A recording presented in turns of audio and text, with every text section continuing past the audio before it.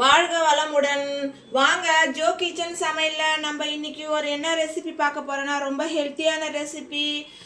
சளி ஜுரம் காய்ச்சல் எல்லாத்துக்கும் நல்ல ரெசிபி. இது என்னன்னு தெரியுமா உங்களுக்கு? இது வந்து முருங்கைக்கீரை சூப்பு வைக்க போகிறோம். இந்த முருங்கைக்கீரை சூப்பு நம்ம எப்படி செய்ய போகிறோன்னு பார்க்கலாம் வாங்க. அதுக்காக இங்கே பாருங்கள், இவ்வளோ ஒரு கைப்பிடி அளவுக்கு நல்லா பிடிச்ச அளவுக்கு முருங்கைக்கீரை நல்லா கொஞ்சம் இலம் துளுராக இருக்கணுங்க, ரொம்ப முத்தல் கீரையாக இருக்கக்கூடாது. முருங்கைக்கீரை அங்கே பாருங்கள் நல்லா இருக்கு பாருங்கள். அது மாதிரி இது மாதிரி ஒரு பிடி நல்லா முருங்கைக்கீரை எடுத்து வச்சுருக்கேன். இங்கே பாருங்கள், இது ஒரு 1.5 ஸ்பூன் மல்லி, காஞ்ச மல்லி, ஒரு 1.5 ஸ்பூன் வந்து பைத்தம்பருப்பு, தோல் இல்லாத சிறுபருப்பு, 1 ஸ்பூன் ஜீரகம், 1 ஸ்பூன் மிளகு, இஞ்சி கொஞ்சோண்டு, ஒரு 5-6 பல் பூண்டு, இது மஞ்சத்தூள், ஒரு தக்காளி, ஒரு வெங்காயம். இது வந்து இந்த எல்லாம் சூப்பில் போட போகிறோம். இது வந்து நெய், அதில் 1 ஸ்பூன் போட்டு ஃபஸ்ட்டு வணக்க போகிறோம். அதுக்கப்புறம் இந்த எண்ணெய் வந்து இது பொரிக்கிறதுக்கு இந்த கார்ன் பொரித்து நம்ம சூப்பில் போட போகிறோம். சூப்பு முடிஞ்ச உடனே இந்த மிளகுத்தூள் போட போகிறோம். இவ்வளோ தான் இதுக்கு தேவையான இன்க்ரிமெண்ட் எல்லாம். இப்போ நம்ம சூப்பு எப்படி செய்யலாம்னு சொல்லிட்டு பார்க்கலாம் வாங்க. ஸ்டவ் அடுப்பு ஆன் பண்ணிக்கலாம். இப்போ சூடு ஏறிடுச்சு. இப்போ இதில் கொஞ்சம் இவ்வளோ தான் நெய், 1/2 ஸ்பூன் நெய் போதும். இப்போ ஃபஸ்ட்டு இதில் இஞ்சி 2 பீஸ் போட்டுக்கிறோம். பூண்டு வந்து நசுக்கக்கூடாது, முழு பூண்டாக தான் போட்டுக்கணும்.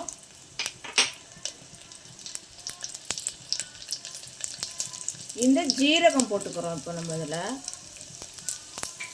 அனல் வந்து கம்மியாகவே வச்சுக்கோங்க. அடுத்தது வந்து இதில் மல்லி போட்டுக்கிறோம். அடுத்தது வந்து இந்த முழு மிளகு 1 ஸ்பூன் போட்டுக்கிறோம். இந்த சிறுபருப்பு இதையும் இதில் போட்டுக்கிறோம்.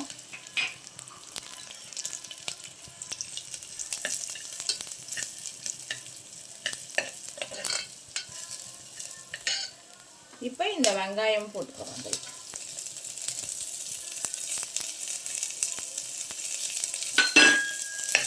ரொம்ப வணக்க வேணாம், சும்மா அந்த நெய்யோட ஸ்மெல்லுக்கு தான், வேறு ஒன்றும் இல்லை. நல்லது இல்லையா நெய்.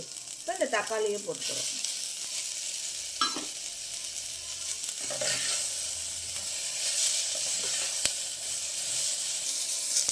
இப்போ இந்த ஸ்டேஜில் இப்போ கொஞ்சம் மஞ்சத்தூள் போட்டுக்கிறோம். மஞ்சத்தூள் போட்ட உடனே இந்த கீரை இதில் போட்டுக்கிறோம்.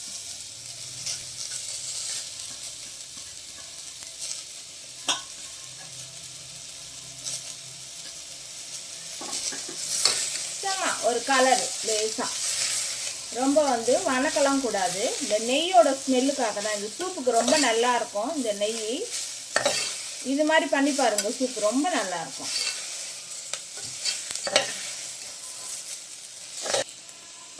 இப்போ இதை பாருங்க, இங்கே ஒரு சொம்பு தண்ணி ஊற்றுறோம்.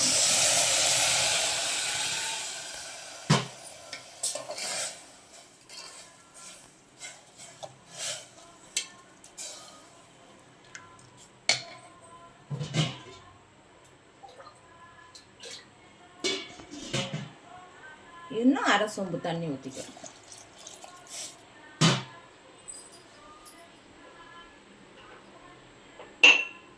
இன்னும் உப்பு, கல்லுப்பு சேர்த்துக்கிறோம். இவ்வளோ இதை கலரி விட்டுட்டு நம்ம இப்போ இதை மூடி போட்டுக்கிறோம். 3 விசில் வரட்டுங்க இது. இப்போ இது நல்லா கொதி வரட்டும். கொதி வந்த உடனே மூடி போட்டுட்டு அப்புறம் ஒரு 3 விசில் வரட்டும். அதுக்கப்புறமா நம்ம இதை பார்க்கலாம். இப்போ பாருங்க, இது கொதிக்க ஆரம்பிச்சிடுது. இப்போ நம்ம இதை வந்து மூடி போட்டுடுறோம். 2 விசில் வந்து நல்லா ஹையில் வச்சுட்டு அப்புறமா 1 விசில் வந்து லோவில் வச்சுட்டு எடுக்கணும். கொஞ்சம் நல்லா வெந்துடும். இப்போ பாருங்கள், நம்ம மூடி போட்டுருக்கோம். இது வரட்டும் விசில், அப்புறம் பார்க்கலாம் வாங்க. இப்போ இது 3 விசில் வந்துடுச்சு. நம்ம இதை ஓப்பன் பண்ணி காமிக்கிறோம் உங்களுக்கு. பாருங்க எப்படி வெந்துடுச்சு பாருங்க. பாருங்க நல்லா வெந்துடுச்சு இல்லையா?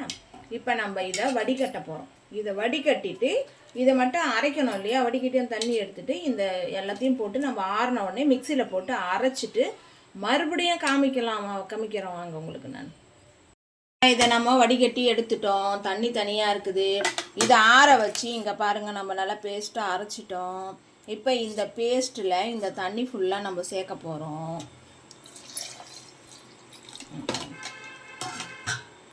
இதை நல்லா இதில் இருக்கிறது எல்லாத்தையுமே நம்ம இப்போது இந்த குக்கரில் சேர்த்துக்க போகிறோம்.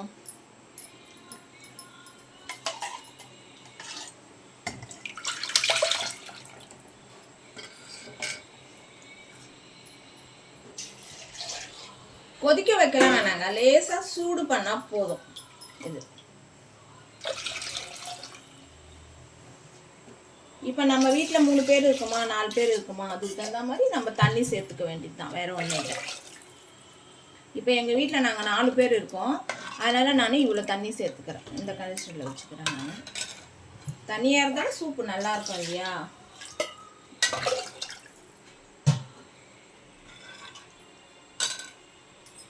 இப்போ ஸ்டவ் பாருங்கள் ஆன் பண்ண போகிறேன். இப்போ நீங்கள் இதில் கரெக்டாக இருக்கான்னு பார்த்துட்டு உப்புலாம் செக் பண்ணிக்கோங்க. இதுதான் கரெக்டான. இப்போ நம்ம இதில் மிளகு பருப்பு எல்லாம் போட்டோம் இல்லையா, தனியா ஜீரகம் எல்லாங்க, இதெல்லாம் அந்த நெய்யில் வணக்கி நம்ம இப்போ இதை ஆற வச்சு அரைச்சோம் இல்லைங்களா. பாருங்கள் எப்படி இருக்கு, நல்லா அரோமா கிடைக்குங்க. இது மாதிரி செஞ்சு பாருங்கள் நீங்கள். இதில் உப்புலாம் செக் பண்ணிவிட்டு நீங்கள் இப்போது இங்கே பாருங்கள், இது இப்போ சூடு ஏறிடுச்சு, போதும். ரொம்ப கொதிக்கலாம் விடக்கூடாது, லைட்டாக சூடாக இருக்கணும் இல்லையா. சூப்பு கொஞ்சம் சூடாக குடித்தா தானேங்க நல்லாயிருக்கும், நாக்குக்கு எதமாக. அதனால் தொண்டைக்கு எதமாக, நாக்குக்கு சுவையாக நல்லாயிருக்கும், டேஸ்ட்டாக. ஆறுனா நல்லா இருக்காது, ஆறுனா வேறு டேஸ்ட்டாக இருக்கும். கொஞ்சம் சுடு இருந்ததுன்னா நல்லாயிருக்கும். சூப்பெல்லாம் சூடாக தானே குடிப்போம், அது மாதிரி தான். இதை நான் சூடு பண்ணால் கசந்துடுமோ என்னவோ முருங்கைக்கீரைன்னு அப்படிலாம் நினைக்காதீங்க. இவ்வளோதான். இப்போ நம்ம ஸ்டவ் ஆஃப் பண்ணிடுறோம். ஆஃப் பண்ணிவிட்டு இப்போ நம்ம சர்வ் பண்ணிடலாம். நல்லா கலக்கி எடுங்க, அப்போ தான் நம்ம அரைச்சி விட்டது எல்லாம் நல்லா வரும்.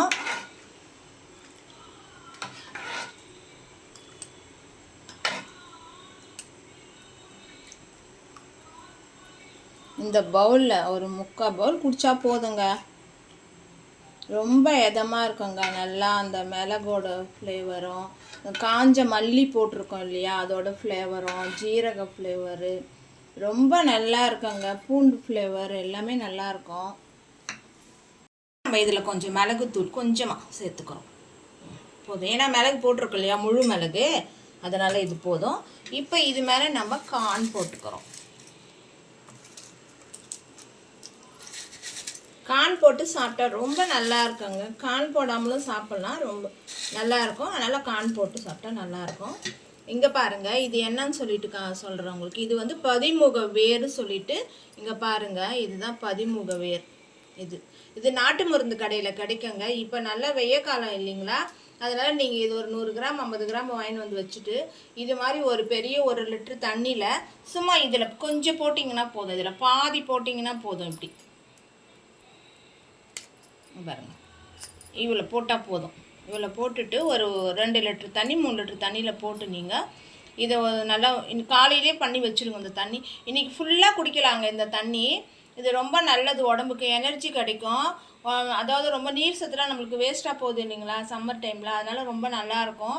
நீங்கள் காலையில் இந்த தண்ணி குடிங்க, பதிமுக வேர் வாங்கிட்டு. எதுக்காக நான் இப்போ இந்த முருங்கைக்கீரை சூப் வச்சுன்னு சொன்னால், நாங்கள் மதுரை கோயிலுக்கெல்லாம் டூர் போயிட்டு வந்தோம்.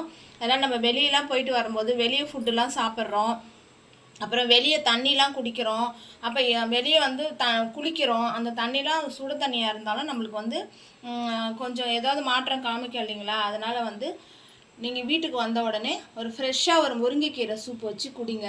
ஏன்னா எல்லாத்தை விட முருங்கைக்கீரையில் ரொம்ப பெனிஃபிட் அதிகமாக இருக்குது, இரும்பு சத்து கால்சியம் எல்லாம் இருக்குது. அதில் நீங்கள் முருங்கைக்கீரை சூப் வச்சு குடிங்க.